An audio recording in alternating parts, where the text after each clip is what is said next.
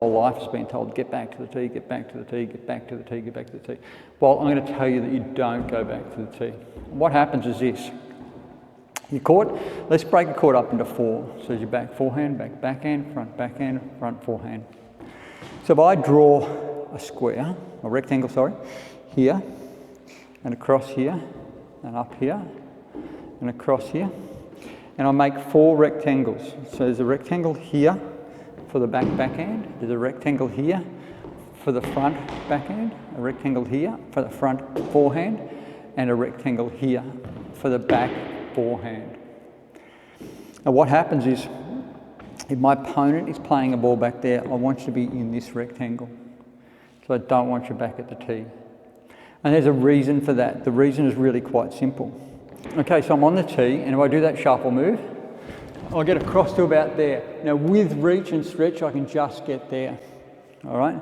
So that's only at that height, but I can't really get down there, and I can't get anything up above there. So anything that's remotely above that area there, I'm in big trouble. And anything that's right down there, I'm in big trouble. And it's really difficult. Let's say I start from in this square here, or this rectangle. What happens is by the time I do that shuffle, I'm now here, and I'm full balanced, full control. That's simple. That's more than attainable. And all of that there is more than attainable. Anything that's hit higher than that is most likely going to go off the back wall, because it will be like this. And it'll be up there, and that will come off the back wall, and I'll be able to get it back.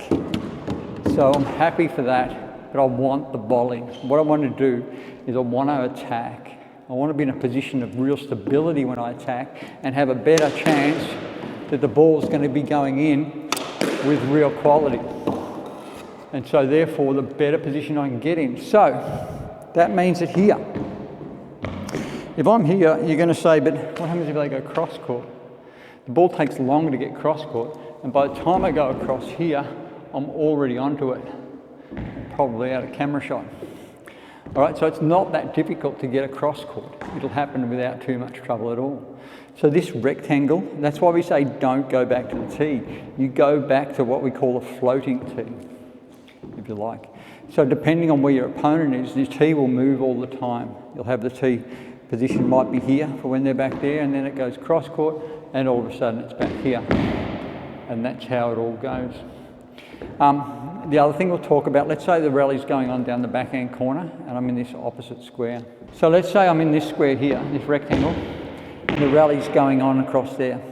If we get a cross court, what generally will happen, three things maybe.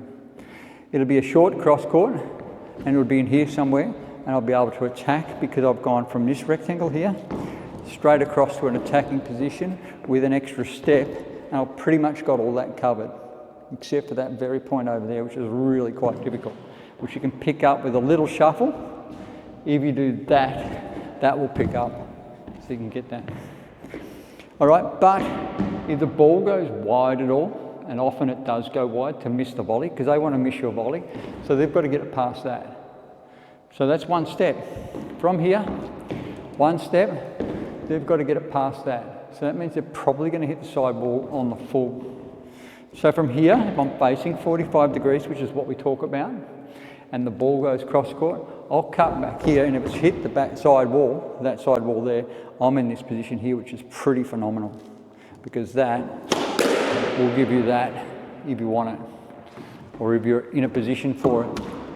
Cut down against the rising ball, and you can kill that dramatically. So this becomes a position of dominance, making them cross-court wide. So as long as you've got this movement here fast for the volley, everything else is really cool. So it's such a dominating position. Now, you're covering, for this, you're covering most of the stuff down the wall, which is where it most often goes, which is where you should be. So most often, if I'm covering down the wall, this is where I should be, covered down the wall for forehand. If they go cross-court and it hits the side wall, I've got back foot there without any trouble at all, and it's a natural slice kill shot. So that'll happen really quick as well. So that's each rectangle really works really well. So for the front court, what happens is this. if I'm up here in this rectangle, if someone plays a drop, 1, 2, all right, so second bounce was there. So that's where the second bounce was, there. If it stays there, it doesn't want to stay there. The floor is not flat. Got him. Okay, that wasn't the world's best drop, but it was all right. So if I'm here, I like to go back foot in that situation. This is what I'm going to choose to do this time. That is 1 lunge and 1 reach. 1 lunge, 1 reach, and I'm there easily. If I float and jump, so if I float like that and jump in the air and land, I'm onto the ball like you wouldn't believe. With a drop, flick down the wall, or with a lob cross court. So remember, people go, oh, you've got to be there, you've got to play that power drive down the wall. You don't have to play the power drive down the wall, you have to cover the deep shots. They're the ones that are going to hurt you most. The front one's not going to hurt you. You can get that back. At worst, you'll get it back with a lob, which will be really good. At best, you can power it away because they've overhit the drop. But this one from here, so I'm in this rectangle here, this one here to there, I've got all that covered, right? Because I'm in this side, okay? This one you should be able to read body enough, hopefully, and it's very difficult to skew it right across the side wall, but I've still got that there, which is right across to there. So I've got the whole angle to cut off. I've cut off all of this, and I've got all that here to all that there. So this position here becomes a position of power, even in front of the tee. The problem is a lot of people will only ever be up to here, and that's a long, long, long way. Like, I can't get that back. I can't get that back. It's too hard. It's too far. But if I was here, and that comes in, I can probably, ball's not warm and neither am I, hopefully. I'll give it one more shot. So when that goes there, I can easily just do that. I don't want a very good drop, but you get the idea. It's a leap and a step away, and with a warm body and a warm ball, there's no trouble at all with that one. You can find that you'll get there, and you'll even do that sort of stuff.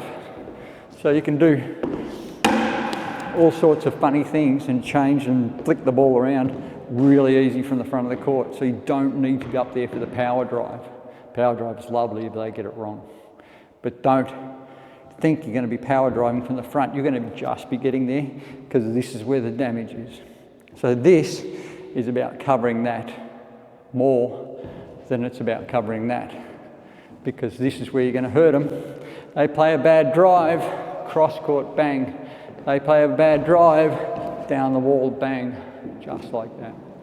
So that's your front ones. Same for the backhand, it's no different, but you're more powerful going across that way, which helps because it's harder to skew it really big time cross court. So you'll cover down the wall and you'll cover off the deep drive from there.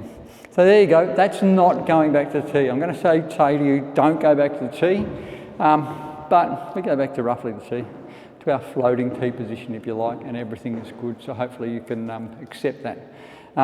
If you can't and you don't like it, let me know in the comments, that's fine, I can take it. And you can tell me what you think is a better way to go and how it works. But pretty much this is the best system I've been able to come up with from 40 years of coaching, and it should be stock standard way of teaching, that people understand that this is what happens. There you go, don't go back to the tee, understand your 4 rectangles, the 4 rectangle rule, we can call it, and it's pretty cool, it works really, really well, and that works well with our 45-degree tee position, and that'll set you up between the 4 rectangles and the 45-degree tee position. You'll have the whole centre of the court pretty much covered for most shots that are ever going to be played, and you should be able to read everything from there.